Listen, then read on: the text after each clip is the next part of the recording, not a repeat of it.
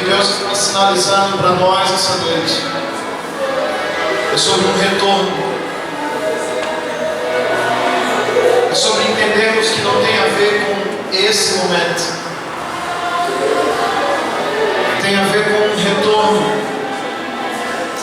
Tem a ver com uma proclamação celestial sobre a terra. Não tem a ver com unção. Porque se para você tiver a ver com unção, você vai terminar esse culto e volta para a sua vida. Mas se você estiver entendendo no seu espírito que o que está acontecendo essa noite tem a ver com uma proclamação celestial, com uma declaração do Eterno sobre os céus dessa cidade, sobre os céus do Rio de Janeiro, e que o que está acontecendo aqui tem a ver com uma convergência de Deus sobre a nação, então o seu coração será apertado.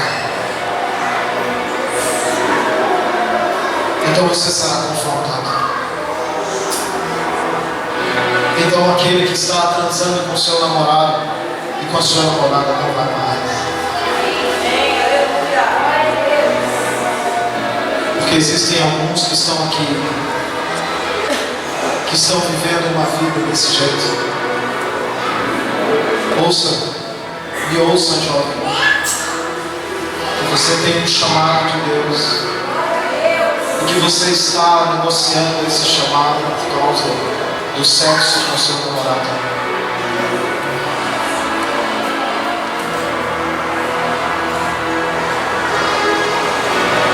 A palavra para nós essa noite é 2 de Reis, capítulo 9. Quando Eliseu chama um dos filhos dos profetas, manda ele pegar uma botija com óleo e ungir Jeú, que é o cara que iria matar Jezabel. E Eliseu termina dizendo para aquele jovem: vai lá, unge Jeú, depois vira as costas e sai correndo. São esses que Deus está procurando. São esses que Deus está procurando.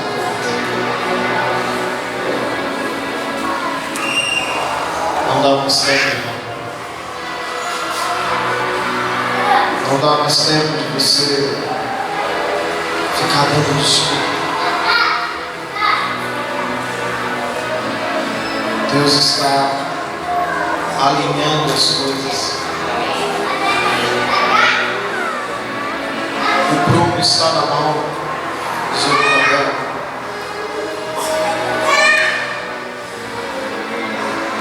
E eu falo isso debaixo de um temor tão grande.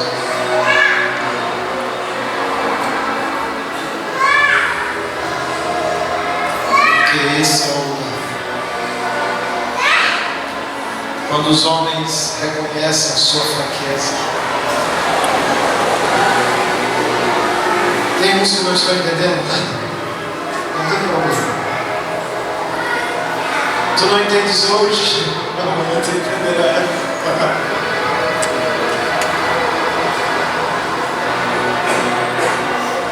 Mas tem a ver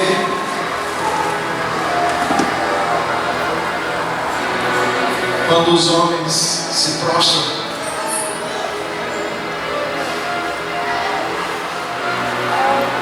Tem a ver com a confrontação do nosso orgulho,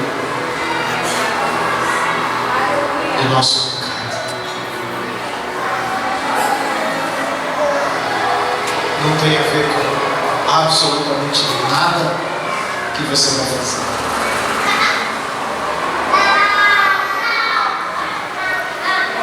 Deus essa noite está abrindo o Apocalipse capítulo 3 para nós.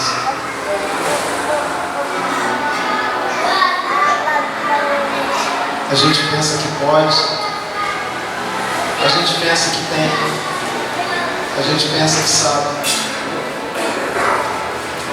a gente não sabe chegar.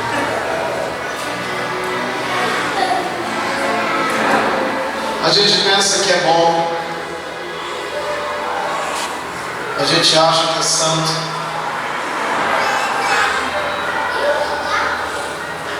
e aí o profeta Isaías, acho que pode baixar um pouco o microfone, e aí o profeta Isaías vai dizer que a sua justiça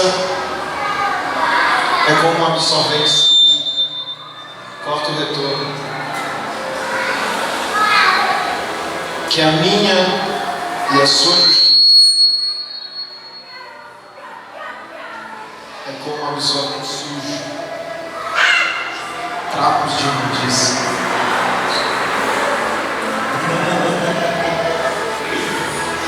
Você é um irmão, eu sou ruim, ou ruim se você preferir.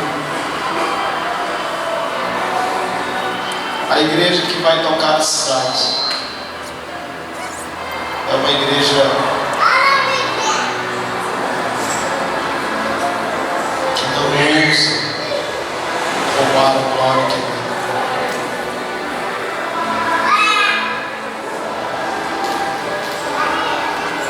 É uma igreja que tem entendido que o lugar de estar é a presença.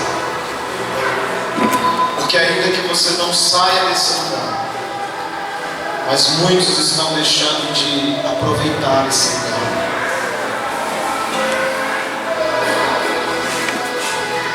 Muitos estão sendo roubados no ativismo, porque não é uma coisa em detrimento da outra, não é oração em detrimento da ação, é oração em complemento a oração e oração em complemento à ação.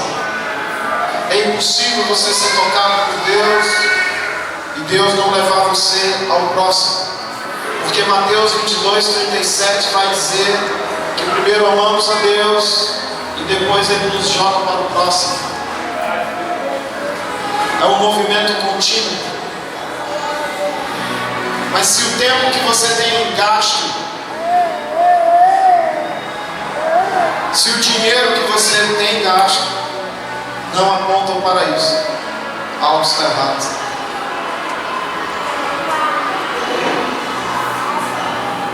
Como bem disse o pastor Luciano ontem, se trata de encarnar a mensagem. Não se trata nem de ter uma palavra bonita para falar. Esses dias eu ouvi uma frase que eu achei muito interessante, da doutora Edmeia Williams, que a palavra tem que ser básica, ela não tem que ser bonita. Básica vem de base Cristo. Ela precisa apontar para o Cristo. E quando apontamos para o Cristo, apontamos para a cruz. E quando apontamos para a cruz, então a nossa vida precisa mudar.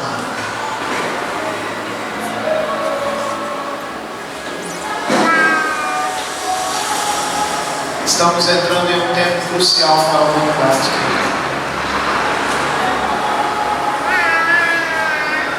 E pode ser que Jesus volte essa noite. Aleluia. Sabe como? Pode ser que você morra essa noite.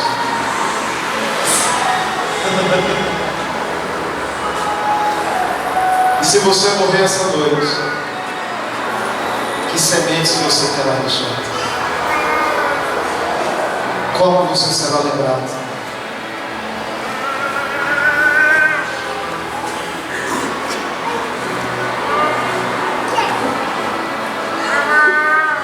Assim na terra como no céu, é quando os homens encarnam a mensagem de Cristo. Encarnar a mensagem de Cristo é encarnar a mensagem do serviço. É viver como peregrino em terra estranha. O peregrino ou o estrangeiro, ele nunca se acostuma com os costumes da terra onde ele está. O chinês, ele pode aprender português, ele pode aprender a comer feijão, mas ele vai gostar daquele arroz empapado que eles comem. E ele vai gostar de sushi, que é muito bom.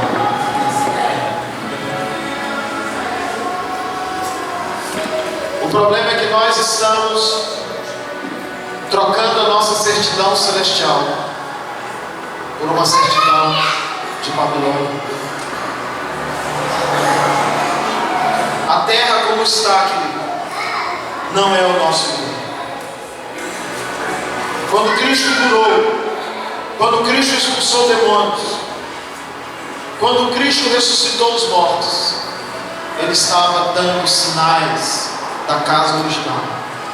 Assim na terra como no céu, é quando as necessidades dos homens, elas são sanadas, não necessidades triviais, mas é quando a saúde é restabelecida, é quando as pessoas têm o que comer e o que vestir, é quando elas têm acesso a uma vida digna.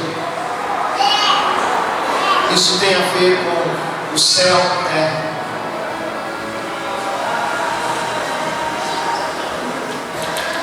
Mas isso não vai acontecer em cultos como esse.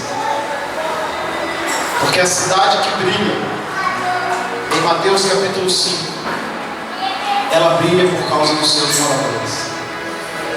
Não se pode esconder uma cidade edificada sobre a rocha.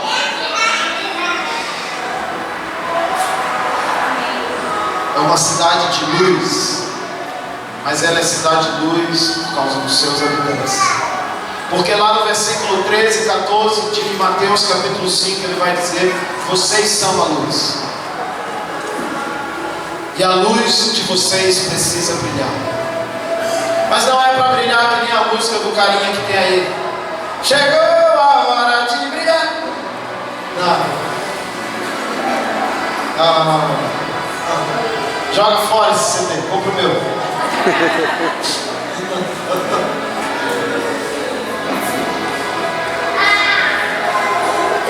Abre sua Bíblia, precisa dizer que eu não abri a Bíblia.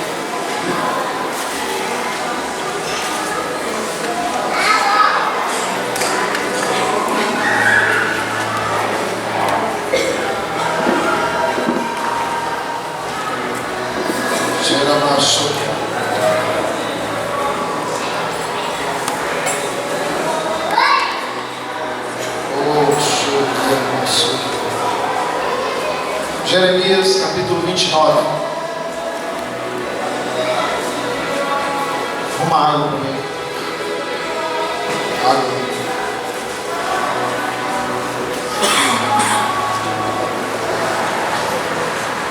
Jeremias 29, verso 4.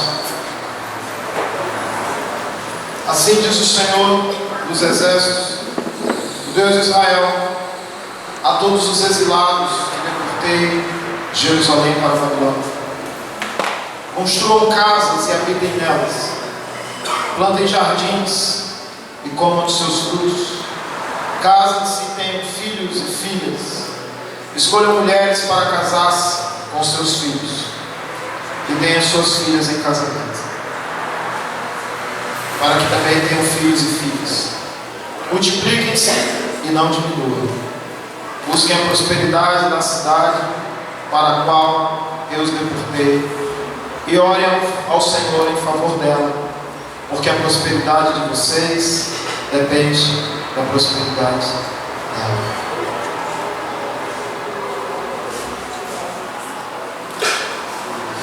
O povo está exilado em Babilônia 70 anos. E Deus não manda que o povo destrua a Babilônia. Deus manda que o povo construa casas e cultive jardins.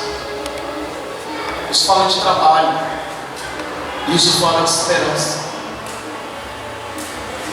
A palavra de Deus para a carta aos exilados da Babilônia, ela tem um teor de esperança lá na frente no verso 13.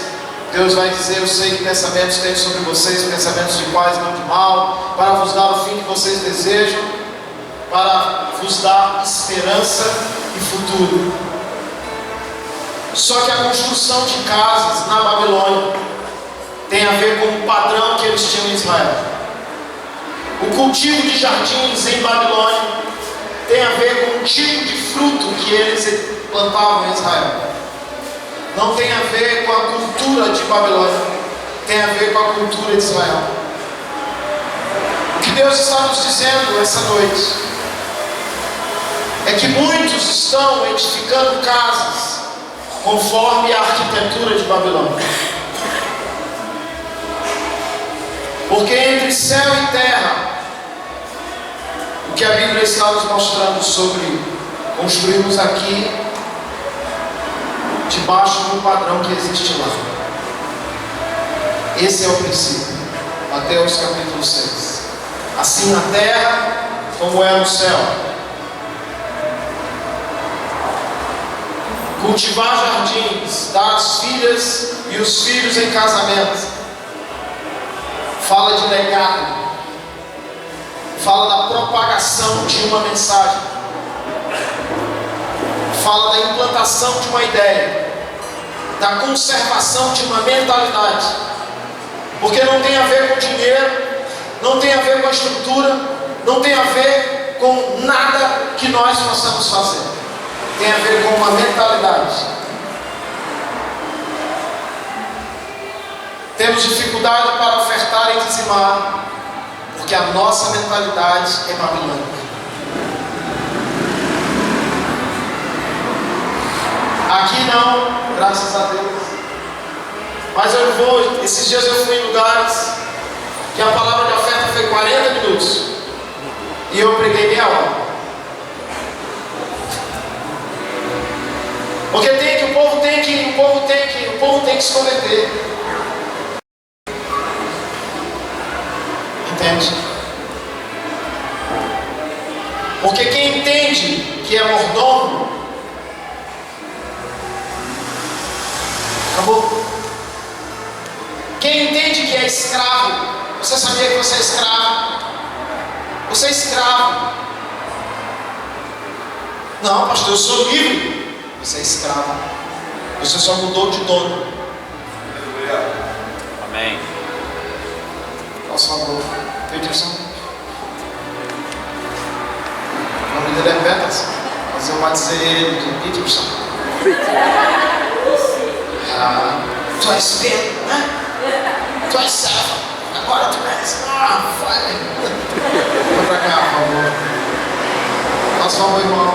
Qual é teu nome? Ryan? Não. Lucas. Fica aí do lado dele.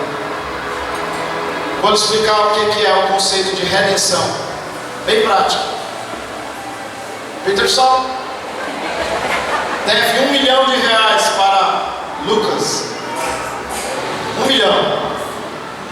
Muito dinheiro, né? Peterson já vendeu tudo. Não tem mais nada. Já vendeu a casa, já vendeu o carro. Peterson é casado. Amém, Peterson? Amém, Peterson. Já vendeu os filhos. Tudo para Lucas, para ver se paga a dívida. Não paga. Por último, só tem a própria vida de Peterson. E aí ele vai e se torna escravo de Lucas. Abraça ele, Lucas, tu é dono dele. Ele é escravo. Aí eu sou irmão de Peterson. Isso era costume em Israel. No Velho Testamento isso era uma prática comum. Então, eu chego para Lucas e disse: quanto é a dívida? Não fala, tem que falar como alguém que está precisando de 1 milhão. Quanto era a dívida? 1 milhão. 1 milhão. Aí eu vou lá onde o Lucas e abre a mão. Pago o Lucas. Peterson vem, traz a família dele, os filhos dele, todo mundo. Ele não deixa de ser escravo. Ele muda de dono. Ok? Jesus vem, João capítulo 3, versículo 16, como o único Filho de Deus. Depois que Ele vem, encarna, habita entre nós, morre e ressuscita,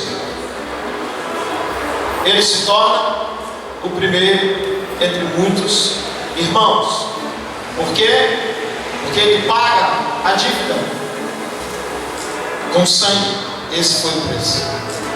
Então Cristo deixa de ser o único Filho de Deus para ser o primeiro entre muitos irmãos, porque Ele vai e paga a nossa dívida. Mas nós não deixamos de ser escravos, nós só mudamos de dono. O escravo não faz a sua vontade, o escravo faz a vontade do seu Senhor. Peterson passa a ser escravo por amor. Eu furo a orelha dele. Ele pode fazer o que ele quiser, mas ele escolhe viver comigo, me servir, fazer a minha vontade. Esse é o conceito de redenção. Redimidos da maldição da lei, a alma que pecar, essa morrerá. Transportados do império das trevas para o reino do Filho do seu amor. Você está entendendo? Amém. Amém. Obrigado, Lucas. Então a igreja que vai tocar a cidade é uma igreja que entende essa mensagem de serviço. O serviço tem a ver não com o que fazemos, mas com quem estamos. No último dia não seremos questionados pelo que fizemos. Mateus capítulo 7, versos 22 em diante. Vamos abrir. Mateus 7.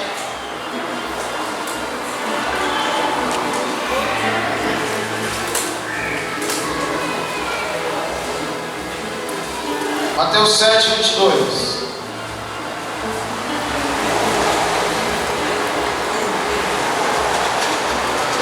Muitos me dirão naquele dia: Senhor, Senhor, não profetizamos em Teu nome, em Teu nome nós expulsamos demônios, e não realizamos muitos milagres? Então eu lhes direi claramente: nunca os conheci. Afastem-se de mim, vocês que praticam o mal. Em outras palavras, Jesus está dizendo: com quem você está? Porque comigo você não está. Mas eu estava na igreja, Senhor. Não, comigo você não está. Mas eu estava fazendo. Não, comigo você não está. Não é para onde, é para quem nós iremos. A música não sei de quem, que eu não vou dizer o nome. Está errado. Para onde eu irei, Senhor? Se só que tens. Não é para onde, é para quem. Você não vai para um lugar, você vai para uma pessoa. O problema é que estamos querendo ir para um lugar, e quando você vai para um lugar, você vai para fazer alguma coisa. Quando vamos para uma pessoa, então nós vamos para estar com essa pessoa. Ok? Então ressignifique a sua missão.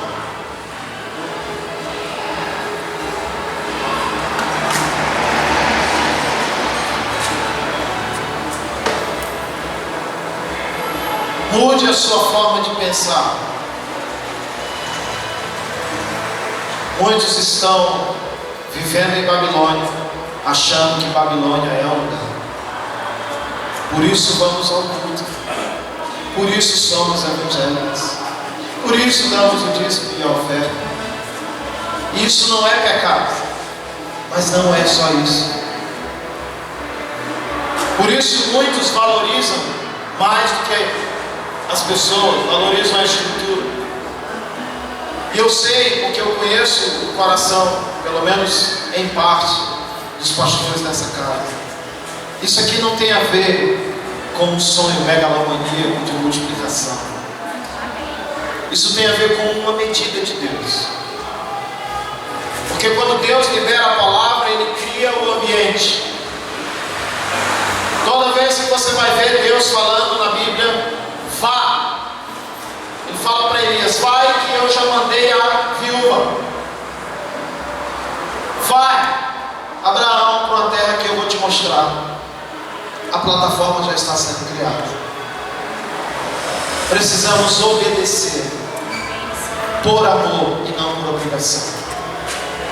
Muitos estão obedecendo por obrigação, por isso estão cansados, por isso não conseguem manifestar o céu na terra, porque estamos olhando para fora, construindo casas segundo o costume de Babilônia. E Deus diz assim: olhe para dentro. Por quê? Porque Eclesiastes 3:11 vai dizer que a eternidade está dentro do coração do homem. Aleluia.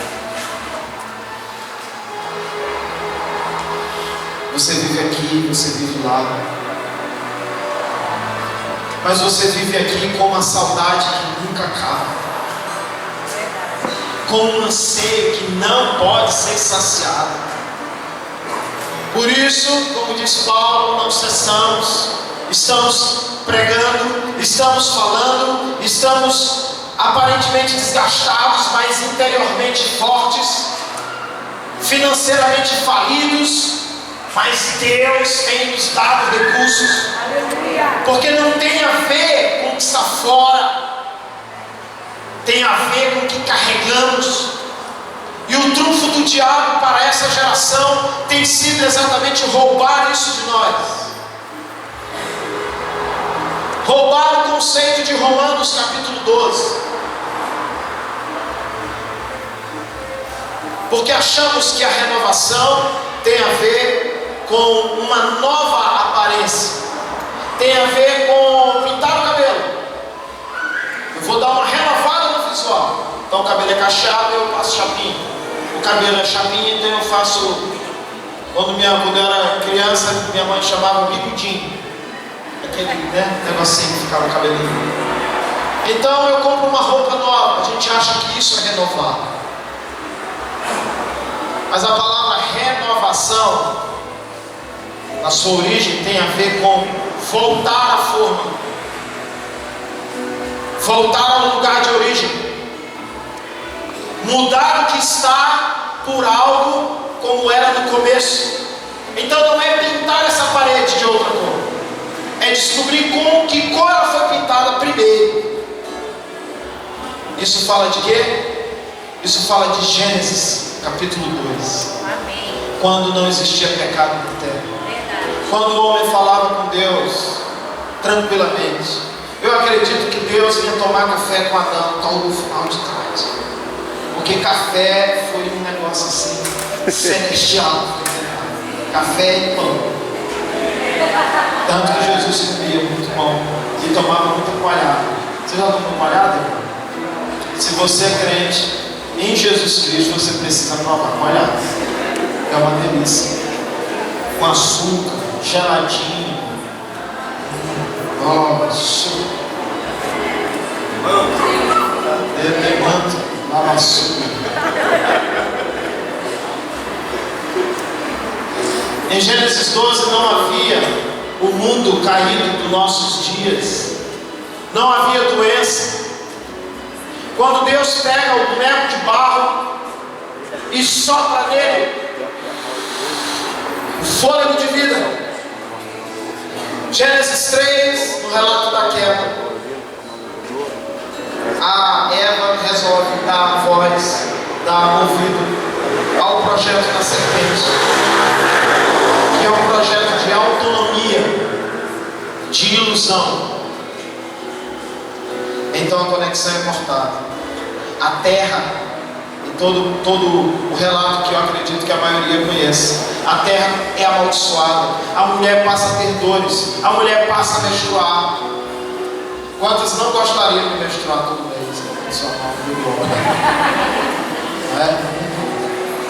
O homem não sabe o que é isso. Estou defendendo vocês compraram meu seguro.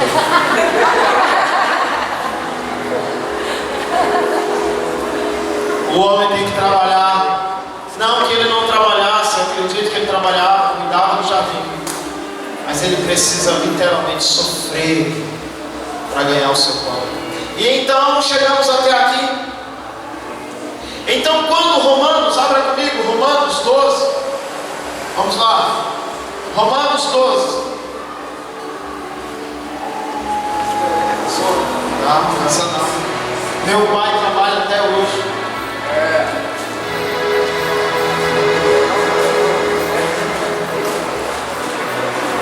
Romanos 12.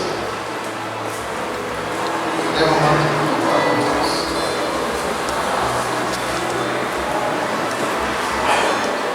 Romanos 12, 2.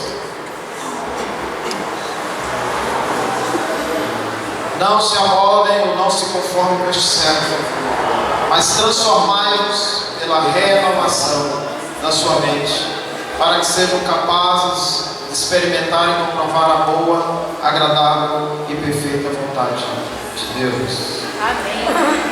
Algo só é renovado, transformado, se primeiro for renovado. Porque a transformação tem a ver com modificar as coisas, tem a ver com mudar as coisas. Mas a transformação, segundo a nossa ótica pecaminosa, tem a ver com o acúmulo. A transformação, segundo a ótica de Deus, tem a ver com voltarmos a como era no começo. Isso fala de uma nova mentalidade. 2 Coríntios capítulo 5, versículo 17. Aquele que está em Cristo é nova criatura, as coisas velhas se passaram e eis que tudo se fez novo. Por isso precisamos dessa renovação cotidiana, diariamente, voltar à fonte, voltar a beber da mesma fonte. É o mesmo princípio de Levítico capítulo 6. O fogo precisa ser mantido aceso todos os dias. Nós precisamos cortar essa conexão de que aquele que ora não age e aquele que age não ora. Porque é uma coisa que complementa a outra. Ok? E também não se trata de ir apenas para o quarto se trancar. Se trata de uma mentalidade. Se trata de encarnar a mensagem. Você ser a Bíblia que as pessoas estão lendo. Amém, Jesus. Se trata dos seus olhos.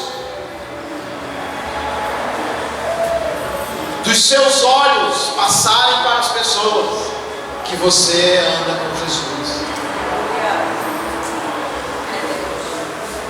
O problema é que estamos querendo transformar a cidade com velhas formas, com velhas coisas, com odres velhos, dando ao povo vinho velho, porque aprendemos a fazer.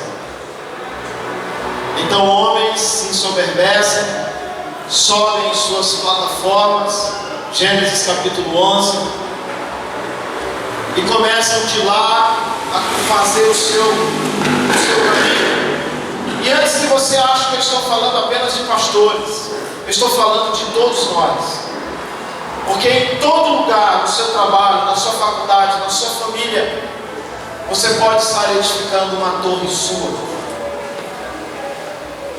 Deus confundiu a linguagem de Gênesis 11, porque eles estavam falando a mesma coisa, pensando em coisas diferentes. Deus resgata isso em Atos 2, quando eles falam diferente, mas pensam a mesma coisa. Porque em Atos 2 a Bíblia diz que eles são cheios do Espírito Santo, começam a falar em outras línguas, e os povos que estavam em Jerusalém naquele dia começam a entender as muitas línguas que eles estavam falando. Então não se trata de sermos robôs falando a mesma coisa, a mesma visão. Você pode falar diferente, mas você pode pensar com a mente de Cristo. Então nós temos aí os diferentes membros do corpo que obedecem ou cabeça. Você está entendendo? É disso que estamos falando.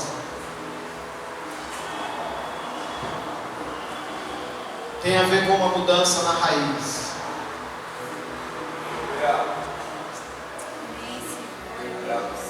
O problema é que achamos que fomos feitos para trabalhar, para ganhar dinheiro, para fazer faculdade, para ter filhos ou para não ter. Você não foi feito para isso. Você é um homem eterno, uma mulher eterna. Homens eternos precisam caminhar e apontar para a eternidade. A eternidade precisa apontar para um cotidiano que nos mostre um Cristo encarnado. Onde as pessoas não precisem de uma experiência transcendental para ver Cristo. Elas sentam com você, tomam um café com você e no final elas dizem assim: é isso. É você convidar a pessoa para fazer uma lasanha de frango,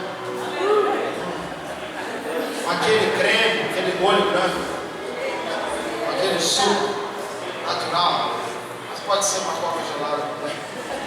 Mas para dar certo o princípio que eu quero ensinar, tem que ser suco natural. E aí você faz aquelas várias camadas, você convida aquela pessoa. E aí ela come, corta aquela lasanha, ela vai amassando assim, ó, e o queijo vai contorcendo na faca, enrola tudo. E quando a pessoa come, ela come.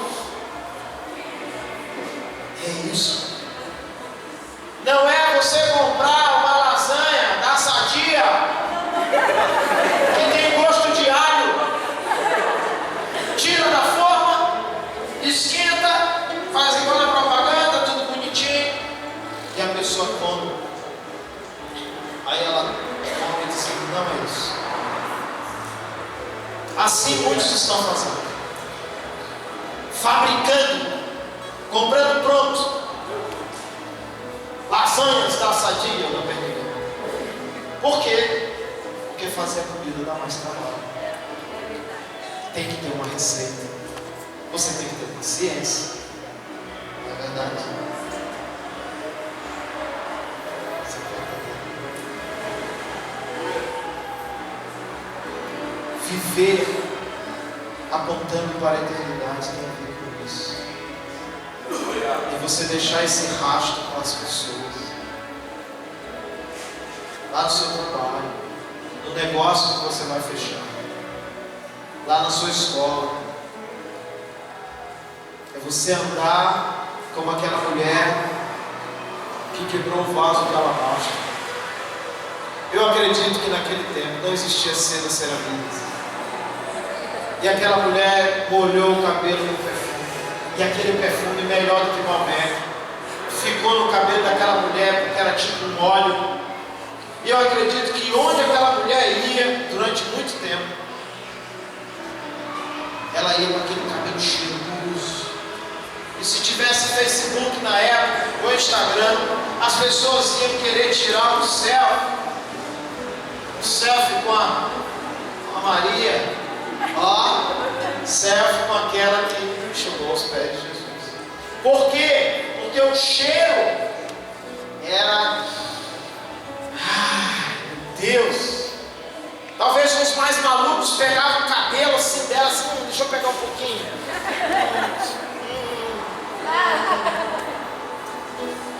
Irresistível. Aleluia. É disso que estamos falando. Aleluia. Uma mente renovada é uma mente que transforma. Por quê?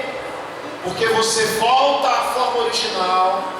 E quando você volta, viaja comigo. Quando você volta ao Éden, se encontra com Deus. Quando você sai de lá, você sai com uma visão de como realmente a cidade tem que ser. Então você começa a cultivar o jardim, mas não igual aos jardins suspensos da Babilônia, igual ao jardim do Éden.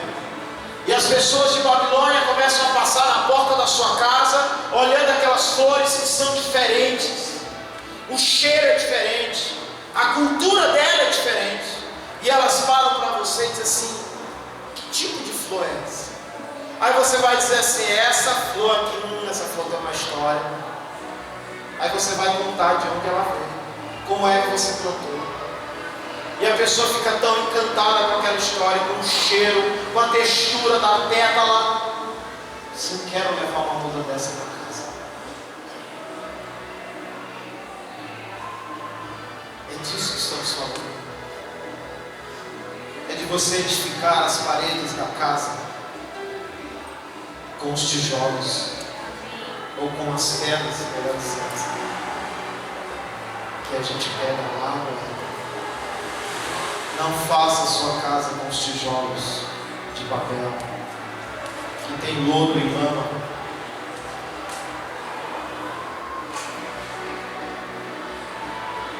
Aquele que aponta para a eternidade é aquele que não ama a sua vida. A gente ouve isso toda semana, né? Aquele que nega a si mesmo, né? Aquele que toma a sua cruz, não é? Então você vai ouvir mais uma vez. Porque a cruz continua sendo de madeira. E a cruz continua deixando marcas. Se você não está marcado, provavelmente você não está carregando a cruz. Se todos os dias você não acorda inquieto, ou dorme inquieto com a vida que você está levando, então você não está carregando a cruz. Porque nós não vamos apontar o caminho para as pessoas baseado naquilo que estamos decorando nas nossas igrejas durante a semana. As pessoas estão cansadas disso. Elas querem um Jesus de verdade. Que cara tem o reino? Tem a visão do reino agora, tem a adoração do reino, tem tudo do reino. Daqui um dia eles vão fazer o bonequinho do reino. Compre o bonequinho do reino se estabelece na sua casa. O reino tem a sua cara. E se a sua cara é de Mocoronga, então o reino tem cara de Mocoronga.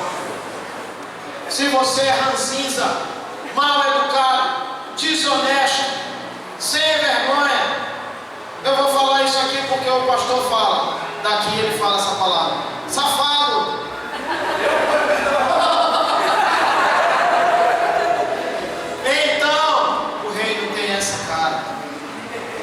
Se você dorme e acorda mal-humorado, que parece que dormiu com um cão, e vai para o trabalho, esqueça.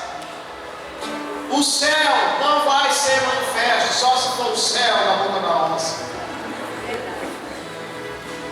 Porque tem a ver com ir para a cruz alegre. Hebreus 12, lá pelo versículo 3 e 4. E ele, pela alegria que lhe fora proposta, suportou a cruz. Como que você vai para a cruz alegre? Imagina Jesus daquele jeito, todo ferido, todo ensanguentado, com o coração feliz. Eu estou cumprindo o propósito. Eu estou fazendo a vontade daquele que me enviou. Pilatos chega para Jesus e diz assim: ó, tu sabe que se tu quiser, eu livro tua cara. Jesus, não, cara, não, tu não está entendendo. Ninguém tira, eu dou. E eu dou de coração.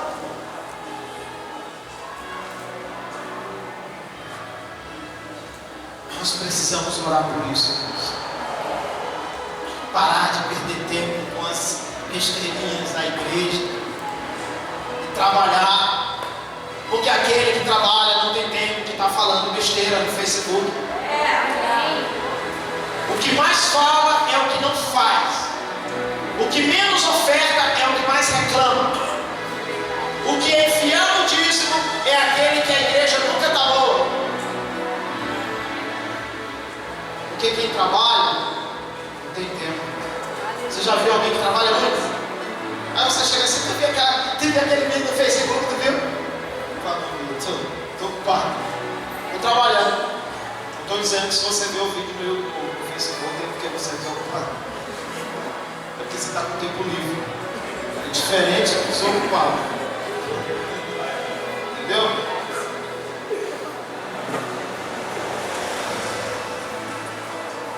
Por que nós estamos falando ainda de avivamentos passados e não vivendo avivamentos atuais.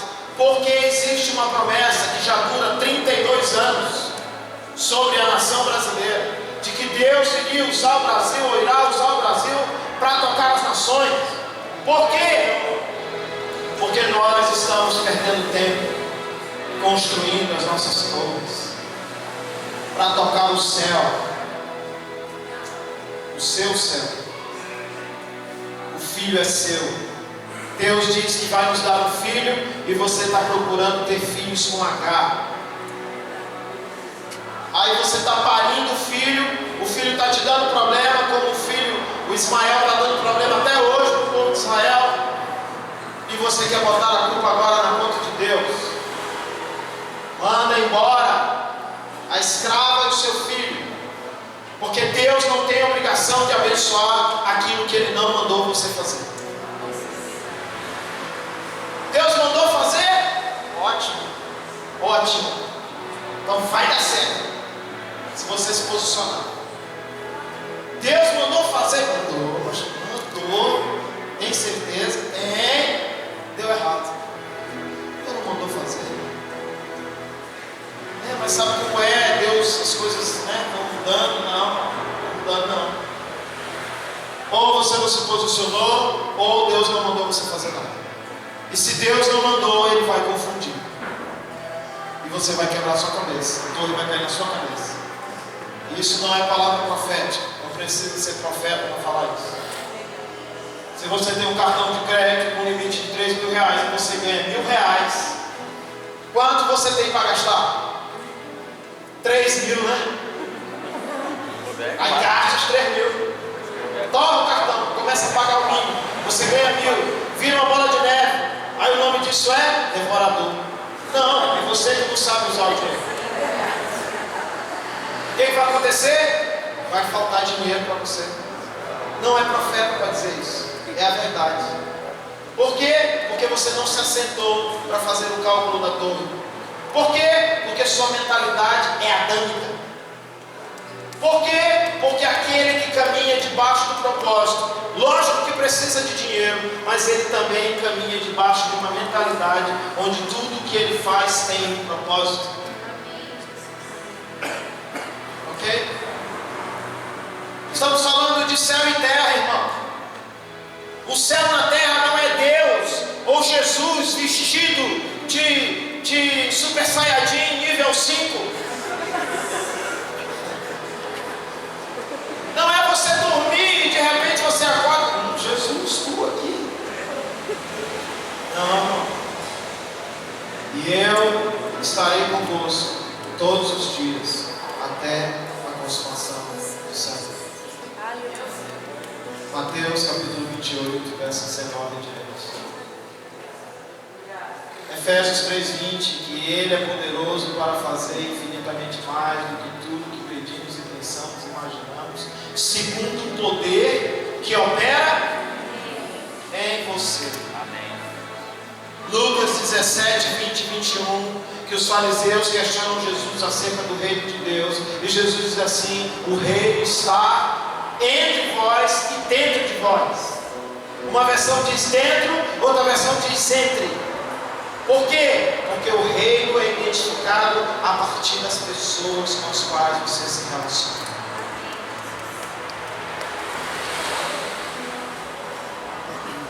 E então as coisas começam a mudar. Quando você muda a sua forma de pensar, quando você entende que você é o Cristo, no sentido de manifestá-lo na terra. Em Antioquia, no livro de Atos, eles foram pela primeira vez chamados cristãos. Por quê? Porque eles falavam: está amarrado, só a graça. Sangue de Jesus tem poder. Hoje em dia a galera mistura, né? Sangue de Jesus tem poder. Aí já pensa, já faz as duas coisas juntas. Porque eles caminhavam como Jesus, falavam como Jesus. Você já assistiu aquele filme Ressurreição, né? Que que tem aquele soldado romano recente agora. Aquele filme é fenomenal. O cara vai matar Jesus, vai descobrir o que aconteceu depois da ressurreição, e aí ele encontra Jesus, aquele confronto arrebatador. É disso que eu estou falando, irmão. Eu acredito nisso. Eu acredito nesse projeto aqui, onde não é por força e nem por violência, onde a palavra é pesada, mas as pessoas vêm. Aqui é o deserto de João Batista, essa casa. João Batista brava do povo. E os fariseus vêm toda semana para ouvir, raça de víboras. E toda semana eles voltam. E uma hora ou outra, um se converte, outro se converte. Porque não tem a ver com o lugar, tem a ver com o que você carrega. O problema é essencial. É o problema do que está dentro de você. Se Deus lhe deu uma palavra, pode acreditar, irmão, porque o avivamento brota no deserto. Isaías capítulo 40, verso 3, voz que clama, no deserto preparem um caminho reto para o Senhor. Isaías 43, 18, 19. Ei, esqueçam o que se foi, não vivam no passado. Vocês estão percebendo, eu estou fazendo uma coisa nova. A coisa nova de Deus tem a ver com uma coisa velha.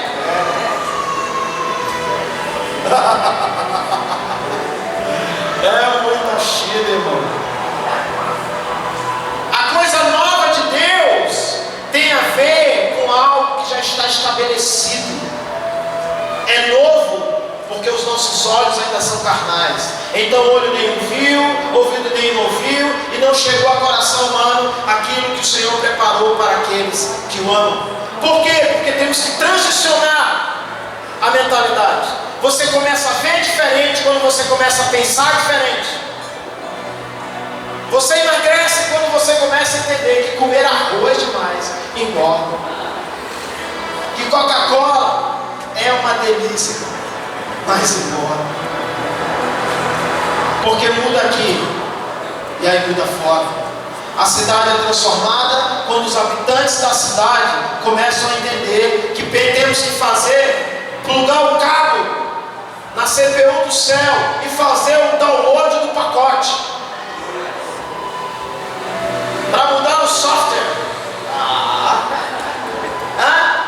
Pegar aquele pendrive de não sei quantos milhões e trilhões de gigas. Jesus, valeu. Aí você faz o download na cidade. Aí as pessoas, a sua casa é diferente. A maneira como você trata a sua esposa é diferente. A maneira como você lida com seus negócios é diferente. A maneira como você trata seus clientes ou o seu patrão é diferente. A maneira como você compra pão é diferente. A maneira como você se veste é diferente. A maneira como você vive é diferente. Então, as pessoas começam a olhar para você e dizer, ali vai um pequeno Cristo. Você está entendendo, irmão? Abre comigo em João.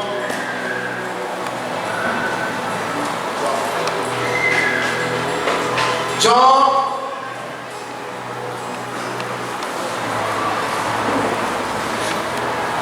chapter. Não, porque não vai prestar atenção.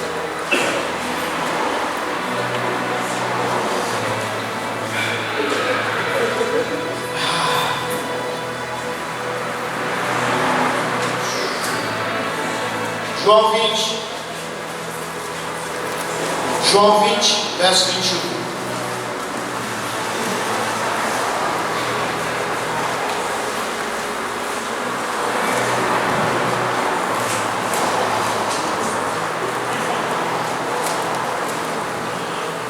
Novamente Jesus disse: Pai seja com vocês. Assim como o Pai me enviou, eu os envio. E com isso soprou sobre eles e disse: recebam o Espírito Santo. Essa palavra recebam no latim é recipere, que significa tomar de volta. Jesus está reconectando os pontos aqui. A palavra de Gênesis 2:7, quando Deus sopra o fôlego de vida, e que no Gênesis 3 foi cortado, aqui em João, Deus, através de Cristo, está reconectando os pontos. Aleluia. O que precisamos de um batismo diário. Precisamos dessa movimentação, porque, como diz meu amigo Dario Hernandes, o mover fala de onde Deus esteve, o movimento aponta para onde Deus está. Então, por isso estamos em movimento. Transformai-vos pela renovação do vosso entendimento. Transformai-vos, renove. O fogo arderá continuamente sobre o altar. Movimento. Mover fala do que ficou para trás. Então, a velha ordem já passou. O tempo antigo era menor, era mais aconchegante, era mais fácil para pastorear. O churrasco dava para ir todo mundo. Agora vai ser mais diferente, porque Deus está esticando as cordas. Deus está apontando para um novo ciclo. Não é círculo, é ciclo. Deus está subindo o nível. Apocalipse capítulo 4. E a voz que eu tinha ouvido no princípio. Apocalipse capítulo 3. Eu repreendo aquele que eu amo. Você é pobre, cego e nu, compre colírio. Você é morno. Apocalipse capítulo 4. A voz que eu tinha ouvido no começo. Eis que vi uma porta aberta no céu. E a voz que eu tinha ouvido no começo disse: suba para cá. E eu vou mostrar para você o que deve acontecer depois dessas coisas. Ei, irmão, o bonde está andando. O reino está em movimento. Por quê? Porque o reino está dentro de você e do lado de você. Então você precisa entender e encarnar a mensagem em você e ajudar o seu irmão a encarnar a mensagem nele. Então os dois vão caminhando e vão juntando e formando um bloco. Então a cidade começa a ser iluminada, porque as brasas vão se juntando e vai se formando uma fogueira. E como já dizia John Wesley, quando perguntaram como ele atraía as multidões, ele diz: eu me ponho em chamas e as pessoas me vêm ver queimar. Aleluia. Glória a Deus. Por quê? Porque John Wesley entendeu o princípio de João capítulo 12, versículo 32. E eu, quando for levantado da terra, atrairei todos a mim. Você atrairá pessoas, você irá transformar lugares. Quando a cruz for erguida, quando as pessoas começarem a ver o Cristo crucificado através das suas atitudes, quando você começar a lavar os pés das pessoas no seu trabalho, quando você começar a perdoar esse seu amigo de trabalho que anda te enchendo o saco, é quando você começar a pagar suas contas em dia. Então o reino começa a ser sinalizado. Então o céu e a terra se interpõem. Então você começa a entender o caminho de volta para casa. Aleluia. Vamos orar.